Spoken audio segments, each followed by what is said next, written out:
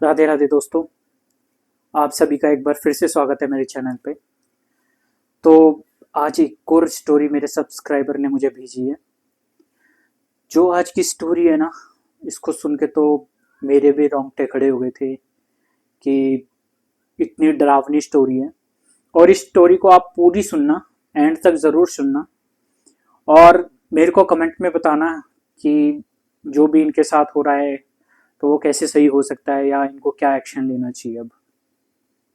तो ये जो स्टोरी भेजी है आज, ये नेहा ने भेजी है। नेहा बताती हैं कि हम रहने वाले तो बिहार से हैं, लेकिन इनके फादर का बिजनेस वगैरह कोलकाता में था, तो ये कोलकाता में सेटल हो गई थी। ये कोलकाता में सेटल हुई तो उनकी स्कूलिंग वगैरह कोलकाता से ही हुई है। ये बताती हैं कि जब मैं स्कूल में थी मैंने 12th तक कोलकाता से की। 12th के बाद ये चेन्नई चली गई पढ़ने के लिए, कॉलेज में डिग्री करने के लिए चेन्नई गई थी। तो नेहा बताती है कि इनकी फैमिली में इनकी मदर है, फादर हैं, एक भाई हैं और एक ये खुद हैं। और बाकी इनकी एक दादी भी हैं, इनके चाचा ताऊ भी आसपास ही रहते हैं इनके। तो नेहा बताती हैं कि जब ये कोलकाता से चेन्नई गई थी पढ़ने के लिए, तो इनका एक स्कूल मेट भी था जो 12th क्लास में इनके साथ ही था, वो भी चेन्नई गया उसी कॉलेज में। तो नेहा बताती है कुछ दिन तो इनकी दोस्ती अच्छी रही, फिर कुछ ही दिनों बाद, कुछ ही महीनों बाद उस लड़के ने नेहा को प्रपोज कर दिया। तो नेहा बताती हैं कि पहले 1-2 महीने सही रहा, फिर 1-2 महीने बाद वो लड़का कुछ डिमांड करने लगा। जब नेहा ने उनकी बात नहीं मानी तो नेहा बोलती है वो लड़का उनको टॉर्चर करता था, उनको मारता भी था। तो एक दिन नेहा ने परेशान होके इसकी शिकायत स्टूडेंट वेलफेयर में कर दी, जो कि कॉलेजों में होता है। जब नेहा स्टूडेंट वेलफेयर में शिकायत करने गई तो वहाँ पे इनकी मुलाकात रवि से हुई। बताती हैं कि रवि रहने वाले तो असम के थे, बट वो भी कॉलेज के वजह से चेन्नई आए थे। जब इन्होंने वेलफेयर में शिकायत की तो रवि और उनके कुछ साथी मिलके उस लड़के के पास गए। इन्होंने उसको समझाया कि आगे से आप नेहा को डिस्टर्ब नहीं करोगे, परेशान नहीं करोगे। अगर आप परेशान करते हो तो आपको कॉलेज से निकलवा देंगे। तो नेहा बताती है उस दिन के बाद से उस लड़के ने उनको परेशान करना बंद तो कर दिया। और धीरे धीरे रवि जब भी नेहा से मिलते थे, क्योंकि नेहा कहती है कि जो रवि था वो उनसे 1 साल ही सीनियर था, तो जब भी रवि नेहा से मिलता था तो हमेशा नेहा से पूछता था कि आपको अभी कोई परेशान तो नहीं कर रहा है, कैसा चल रहा है। तो नेहा बताती हैं कि धीरे धीरे धीरे रवि से इनकी नज़दीकियाँ बढ़ गई। ये अच्छे दोस्त बन गए, ये एक साथ घूमने फिरने भी जाते थे, मूवी देखने भी जाते थे। नेहा बताती हैं कि जब रवि का फाइनल ईयर था तो रवि ने नेहा को प्रपोज कर दिया। नेहा ने वो प्रपोजल एक्सेप्ट किया, क्योंकि अभी नेहा रवि को अच्छी तरह जानने लग गई थी। नेहा बताती हैं कि नेहा ने बिल्कुल भी देर नहीं लगाई उनके प्रपोजल को एक्सेप्ट करने में, और नेहा ने उनका प्रपोजल एक्सेप्ट कर लिया। नेहा बताती हैं जो रवि था उनका पैशन था कि वो आर्मी ज्वाइन करें और देश के लिए कुछ करें।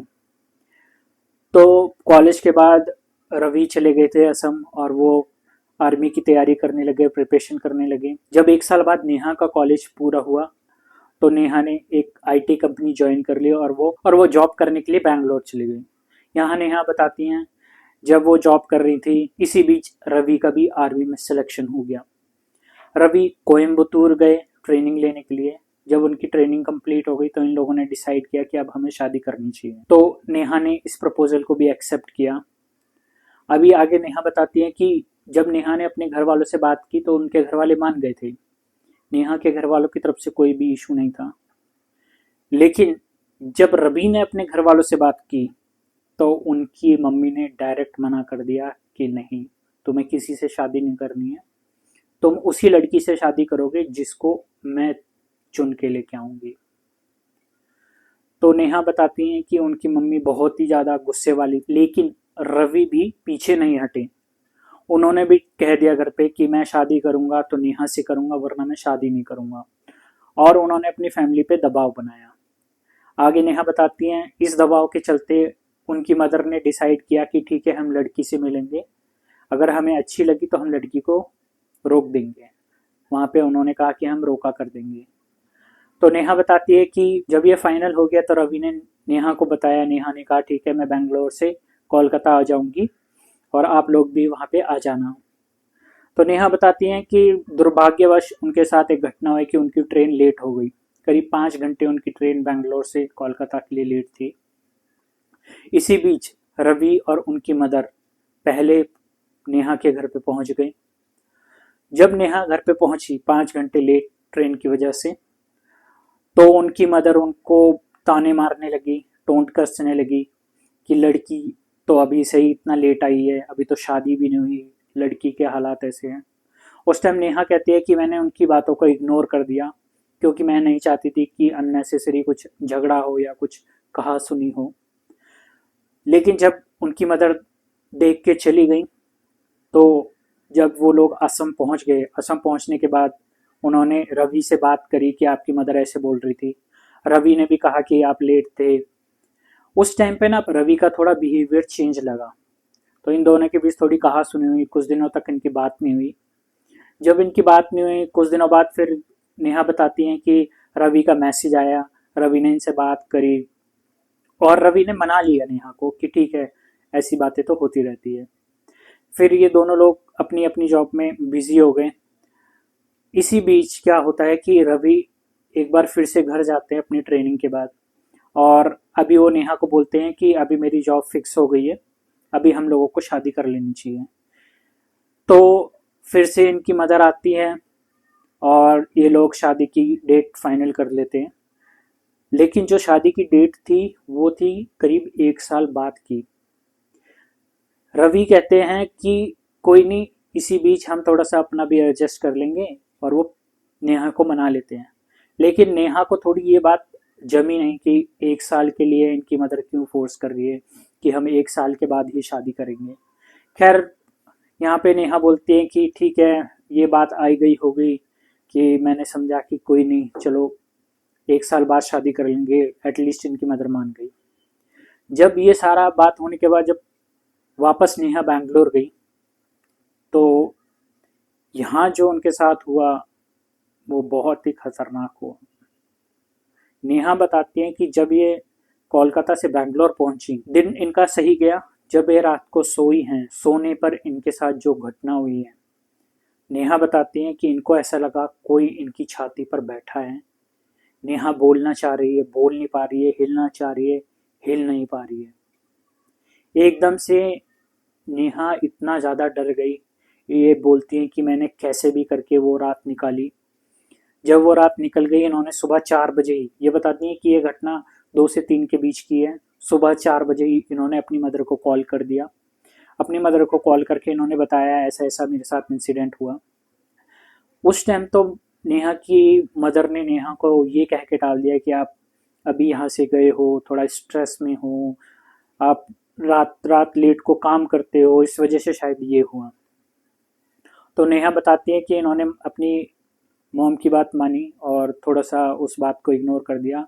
नेहा बताती है मैं बैंगलोर में 1 आवर के रूम में अकेली रहती हूँ, कोई भी इनके साथ नहीं रहता। तो इनकी मदर ने सजेस्ट किया कि आप घर पे पूजा वगैरह किया करो, थोड़ा सा पॉजिटिव इन्वायरमेंट रहेगा। नेहा ने वैसे ही करा, घर में पूजा पाठ स्टार्ट करी। बट बोलते ने एक अंदर ही अंदर नेहा को डर लगने लग गया चीज़ों से।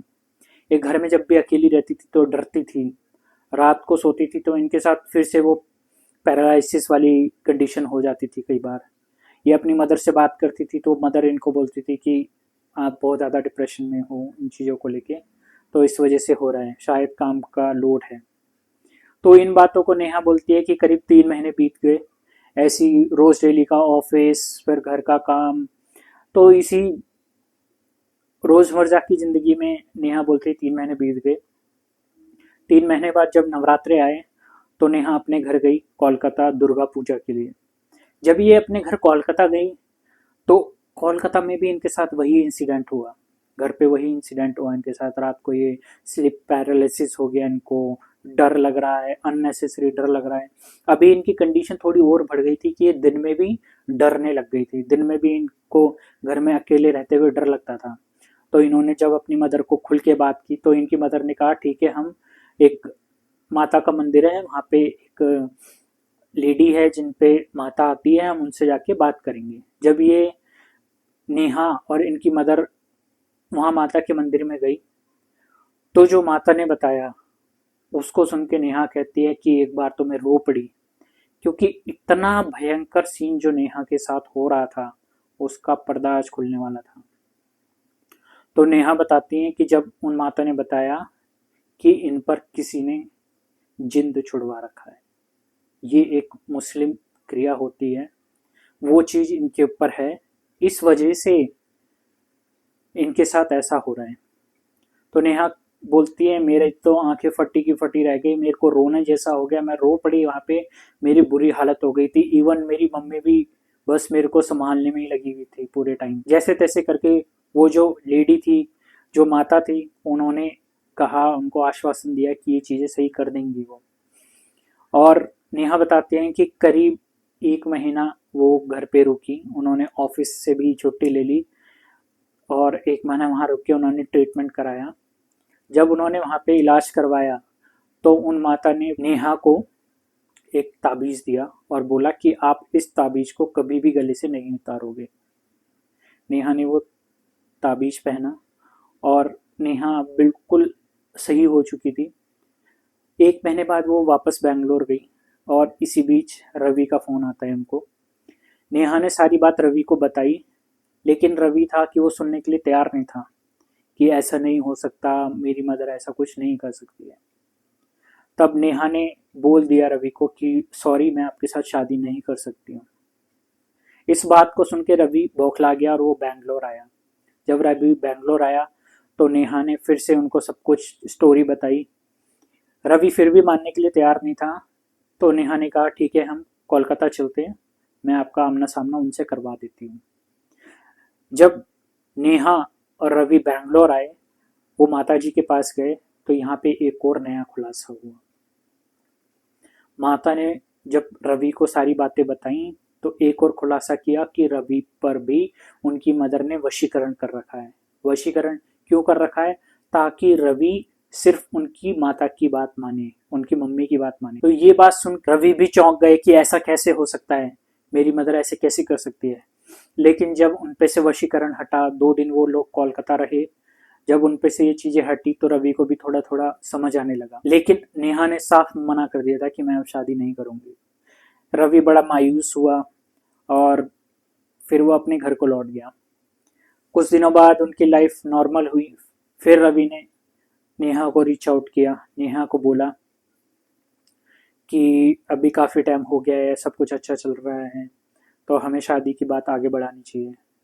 ऐसा करते करते रवि ने करीब 2 महीने नेहा को मनाया। जब 2 महीने नेहा को मनाया तो नेहा को भी लगा कि ठीक है, अभी कंडीशन सही है तो मेरे को हाँ बोल देनी चाहिए। लेकिन रवि की मदर अभी भी तैयार नहीं थी इस शादी के लिए। रवि ने भी साफ बोल दिया कि अगर मैं शादी करूंगा तो नेहा से करूंगा, वरना मैं शादी नहीं करूंगा, अपने आप को ख़त्म कर लूंगा। ऐसी धमकी उन्होंने अपने मदर को दे दी, अपनी फैमिली में दे दी। ऐसी धमकी सुनकर उनकी मदर भी थोड़ा सा चौंक गई। उन्होंने फिर हाँ बोल दिया कि ठीक है, हम शादी करेंगे। जब रवि ने ये बात नेहा को बताई तो नेहा को भी थोड़ा सा अजीब लगा कि इनकी मदर कैसे मान गई। खैर, जब इन्होंने सुना कि रवि ने क्या कहा तो उनको लगा कि ठीक है, शायद उन्होंने ऐसी धमकी दी है, इस वजह से इनके घर वाले मान गए। लेकिन जो इसके आगे जो और भी भयानक काम होने वाला था, वो सुन के तो आपके रोंगटे खड़े हो जाएंगे। आगे नेहा बताती हैं कि जब इनकी शादी हुई, शादी के लिए जब बारात असम से कोलकाता आई, तो इनकी मदर का एकदम से बिहेवियर चेंज हो गया था। इनकी मदर जो नेहा से इतना नफरत करती थी, नेहा के लिए इनकी मदर का बिहेवियर एकदम से चेंज हो गया था। ऐसे हो गई थी वो, नेहा को बोल रही थी अरे मेरी बहू है ये, तो ये बहुत अच्छी है। मतलब नेहा के लिए उन्होंने तारीफों के पुल बांध दिए। नेहा भी इस चीज को देख के ना पहले तो थोड़ा सा हैरान हुई कि ये कैसे हो गया, इतना बड़ा बदलाव कैसे आ गया इनके अंदर, कैसे ये चीजें एकदम से चेंज हो गई। तो नेहा को लगा शायद कि हो सकता है कि अब शादी हो रही है तो इन्होंने मुझे अपना लिया। लेकिन दोस्तों, आपको जो आगे पता चलेगा शायद आप भी शॉक हो जाओगे इस चीज के लिए। नेहा कहती है मेरी शादी हो गई। जब नेहा असम गई शादी करने के बाद, तो शादी का सारा फंक्शन अच्छे से निमट गया। 5-6 दिन बाद रवि की मम्मी ने घर पे एक पूजा रखी और उस पूजा में कुछ गेस्ट ऑलरेडी शादी के रुके हुए थे। उन्होंने आसपास के मोहल्ले वालों को भी बुलाया हुआ था इनकी मदर ने। तो जब वो पूजा के लिए क्या हुआ कि जब इनकी मदर ने नेहा को सुबह बोला कि आप तैयार हो जाओ, आप लोगों को पूजा में बैठना है। तो नेहा बताती है, जब मैं तैयार होके बाहर आई, रवि की मदर हाथ में एक सोने का हार लेके आई और नेहा को बोलती है कि आज आपकी मुंह दिखाई भी है और पूजा भी है, तो ये हार पहन लो, अच्छी लगोगी, और बाकी का जितना भी आपने गले में चैन वैन डाल रखी, जो भी डाल रखा है, वो सब मुझे दे दो। तो नेहा यहाँ पे बताती हैं कि उस भीड़ भड़क्के में इतना जल्दी सब कुछ हो रहा था, मुझे ध्यान ही नहीं रहा कि मैंने गले में जो ताबीज पहन रखा था, इवन वो भी उतार के मैंने रवि की मम्मी को दे दिया। नेहा बताती, शायद मेरा ट्रस्ट था, क्योंकि उनका बिहेवियर मेरे को बहुत अच्छा लग रहा था, तो मुझे शायद ऐसा लगा कि अब कुछ नहीं होगा, और मैंने वो सारी चीज़ें उनको दे दी और वो हार पहन लिया। हार पहनने के बाद ये पूजा में बैठ गई। नेहा बताती हैं, वो दिन सही गया, दिन में मुझे कुछ नहीं हुआ, सब कुछ अच्छा रहा दिन। जैसे ही ये रात को सोने को गई, इन्होंने चेंज किया। इनको तभी भी याद नहीं आया कि मैंने अपना ताबीज उनको दे दिया है, क्योंकि दिन की पूरी थकान वगैरह थी। उसके बाद नेहा बताती है, जब ये बेड पे गई तो इनको थोड़ा सा डर लगने लगा, कि भय सा लगने लगा, कुछ अजीब अजीब, ऐसा बोलते हैं ना, डर सा, अननेसेसरी डर सा लगने लग गया। नेहा बताती है कि जब ये रात को सोई हैं, इनके साथ दोबारा से वही घटना हुई है जो बेंगलोर में हुई थी इनके साथ। यहाँ नेहा बताती हैं कि जो बेंगलोर में हुआ था, इस बार उससे कहीं ज़्यादा अधिक हुआ। क्यों? नेहा बताती है कि बेंगलोर में अगर वो चीज़ इनके साथ 1 घंटा होती थी, तो आज इनके साथ 2 घंटे हुई है। इनकी आवाज़ नहीं निकल पा रही थी। ये कहती है कि आज अगर बेंगलोर में मेरे ऊपर 10 किलो का पत्थर रखा था मेरी छाती पे, तो आज वो पत्थर का वजन 50 किलो हो गया था। और ये बताती हैं कि पास में रवि सो रहे थे। नेहा इतना तक नहीं हिल पा रही थी कि रवि को जगा दे, उनको हिला दे या उनको बोले। जब नेहा के साथ ये सब कुछ हो रहा था, तो वो कहती हैं कि घर में एकदम सन्नाटा था। इनको ऐसा लग रहा था कि घर में कोई है नहीं। जबकि 5-6 दिन, ये बताती है कि जो 5-6 दिन थे घर में रोल चाल रहती है ना, जैसे शादी का घर होता है तो एक थोड़ा सा नॉइज रहता है, लेकिन ये बताती हैं कि उस दिन तो ऐसा हो गया था कि घर में सन्नाटा लग रहा था। जैसे तैसे नेहा बोलती है, उन्होंने वो रात निकाली। जैसी सुबह हुई, इन्होंने रवि को जगाया करीब 4 बजे, और रवि को इन्होंने सारी बात बताई कि ऐसा हुआ। और यहाँ पे आज एक और डरावनी चीज नेहा के साथ हुई कि उनके हाथों पे और उनके पैरों पे ऐसे निशान थे, किसी ने खुरेच दिया हो, नाखूनों के निशान थे। जो ये नाखूनों के निशान थे, इसको देख के नेहा और भी ज्यादा डर गई। इसको देख के रवि भी डर गया। नेहा ने बिना देरी किए जल्दी से अपनी मम्मी को फ़ोन किया कोलकाता, और उनको सारी चीज़ें बताई, अपने निशानों की फ़ोटो भी भेजी। उस टाइम नेहा को रियलाइज़ हुआ कि मेरा ताबीज़ कहाँ है। जब उन्होंने अपनी मदर को ये बात बताई, तो मदर ने भी पूछा ताबीज़ कहाँ है। तब नेहा को सारा खेल समझ आ गया कि ये ताबीज़ कहाँ है और क्यों मेरे से ज़बरदस्ती लिया गया। सारी पिक्चर उनको क्लियर हो गई। उन्होंने रवि को बताया ये बात कि आपकी मदर मेरा ताबीज़ ले गई है। रवि ने कमरे में जल्दी से मम्मी को आवाज़ देके बुलाया। उनकी मदर कमरे में ऐसे आई हैं मानो कि उनको कुछ ना पता हो कि क्या हुआ है, जबकि उनको सब कुछ पता था, ये सारा किया कराया उनका था।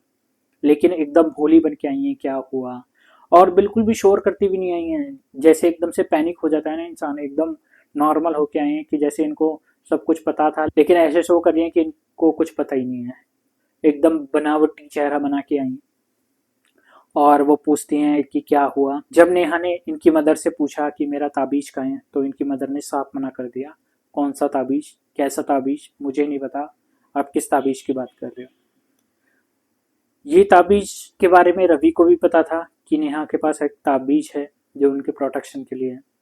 रवि ने भी बोला अपनी मदर से कि इनके पास एक ताबीज था, वो आप दे दीजिए, लेकिन उनकी मदर ने साफ मना कर दिया और ये बोल दिया कि शायद ये ताबीज ये अपने घर पे भूल आई हैं, या इनके पास कोई ताबीज था ही नहीं।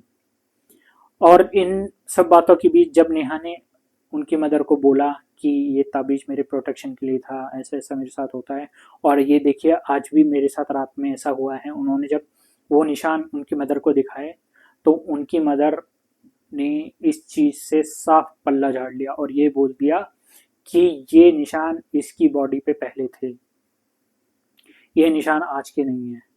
और ऐसा हंगामा से क्रिएट कर दिया, इवन उनकी मदर ने नेहा को ही टारगेट कर दिया कि आप ही गलत हो, आप मेरे पे झूठा इल्जाम लगा रही हो, आप मेरे पे चोरी का इल्जाम लगा रही हो। और जितने भी घर में गेस्ट आए हुए थे सबको इकट्ठा कर लिया और नेहा पे ही उल्टा इल्जाम लगा दिया कि ये लड़की जादू टोना करती है, ताबीज मांग रही है मेरे से और ये जादू टोना करेगी, ऐसा करके नेहा पे ही उल्टा इल्जाम लगा दिया। तो यहाँ पे नेहा बताती हैं कि जब ये सारा ड्रामा हो रहा था इसी बीच उन्होंने अपने फैमिली में फ़ोन कर दिया, अपने घर पे फ़ोन कर दिया और अपनी मदर को और फादर को बुला लिया कोलकाता से असम। उनकी मदर फादर को आने में 2 दिन लग गए। इसी बीच ये उनके घर में ये बोलती हैं कि कलेश चलता रहा, लेकिन यहाँ पे ये बोलती हैं कि एक अच्छी बात थी कि रवि उनको सपोर्ट कर रहे थे।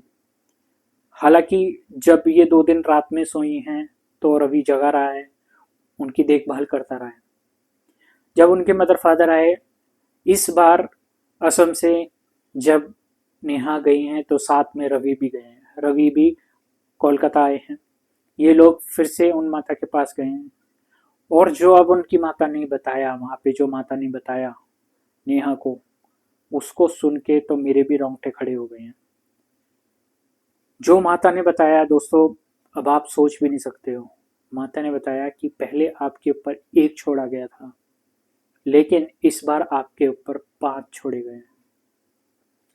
तो ये सुनकर रवि भी घबरा गया था, नेहा भी घबरा गई थी। और नेहा बताती है मेरी मम्मी को तो बस ऐसा हो गया था कि बता नहीं सकती, मैं एकदम से रोने जैसी हालत हो गई थी। इस बार भी हम लोगों की, और इस बार ये सीन इतना भयानक था कि वो बता नहीं सकती हैं। नेहा बताती हैं कि इन्होंने उन माता से बात करी कि कैसे होगा। उन माता ने किसी और का इनको रेफरेंस दिया कि आप वहाँ जाओ, वहाँ पे आप सही हो जाओगी। तो जो वो माता थी उन्होंने किसी और गुरु के पास इनको भेजा। ये लोग वहाँ गए, उन गुरु ने ट्रीटमेंट शुरू किया इनका और इनको एक और नया ताबीज बना के दिया। और नेहा बताती जब शादी हुई थी उसी से पहले इन्होंने रवि से भी ये एग्रीमेंट किया था कि जब शादी हो जाएगी तो ये इनकी मदर के साथ नहीं रहेगी।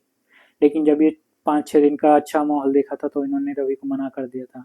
लेकिन इन्होंने फिर से आज रवि को रिमाइंड किया जो हमारी बात हुई थी कि हम शादी के बाद अलग रहेंगे। तो रवि ने भी हाँ बोल दिया कि हम ठीक है, मैं सब में नहीं रहूँगा। और बाय लक चांस नेहा बोलती है कि रवि की जो पोस्टिंग हो गई थी वो मुंबई हो गई थी। तो ये लोग फिर मुंबई आ गए।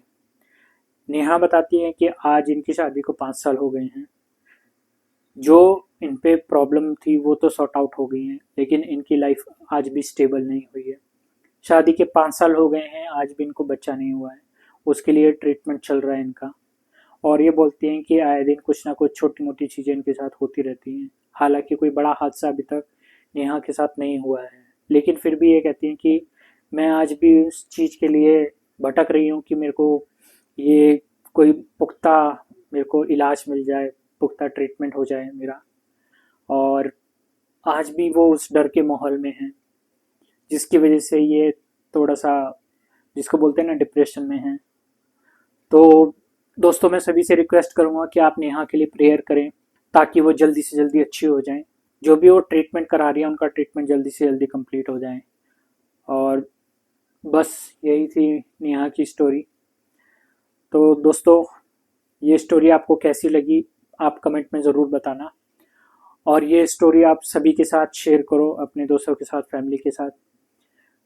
मैं बस यही कहना चाहूँगा कि अगर आप भी कभी ऐसी सिचुएशन में हो तो सोच समझ के ही आप कोई डिसीजन लीजिए। और आपकी भी कोई ऐसी स्टोरी है तो आप ज़रूर मेरे साथ शेयर कर सकते हैं, मैं उसको अपने इस चैनल पे ज़रूर जनता के सामने रखूँगा। तो मिलते हैं दोस्तों एक नई स्टोरी के साथ, तब तक के लिए राधे राधे।